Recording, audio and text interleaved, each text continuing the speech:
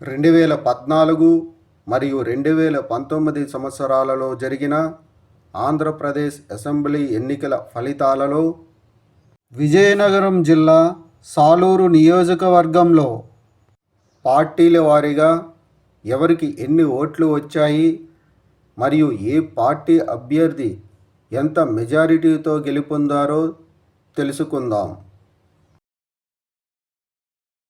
ముందుగా 2014 సంవత్సరంలో జరిగిన ఆంధ్రప్రదేశ్ అసెంబ్లీ ఎన్నికల్లో విజయనగరం జిల్లా సాలూరు నియోజకవర్గంలో వైఎస్ఆర్ కాంగ్రెస్ పార్టీ అభ్యర్థి పీడిక రాజన్న దొరకు 63,755 ఓట్లు, తెలుగుదేశం పార్టీ అభ్యర్థి రాజేంద్ర ప్రతాప్ బంజ్ డియోకు 58,758 ఓట్లు వచ్చాయి.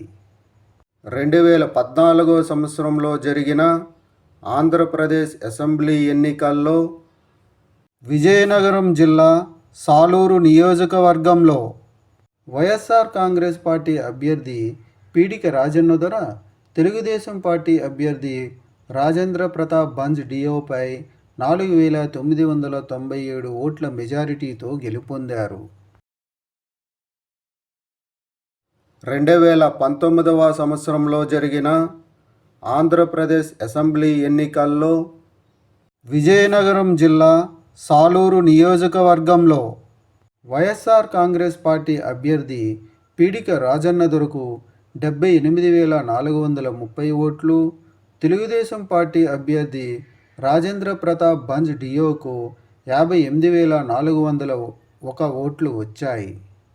2019 సంవత్సరంలో జరిగిన ఆంధ్రప్రదేశ్ అసెంబ్లీ ఎన్నికల్లో విజయనగరం జిల్లా సాలూరు నియోజకవర్గంలో వైఎస్ఆర్ కాంగ్రెస్ పార్టీ అభ్యర్థి పీడిక రాజన్న దొర తెలుగుదేశం పార్టీ అభ్యర్థి రాజేంద్ర ప్రతాప్ బంజ్ డియోపై 20,029 ఓట్ల మెజారిటీతో గెలుపొందారు.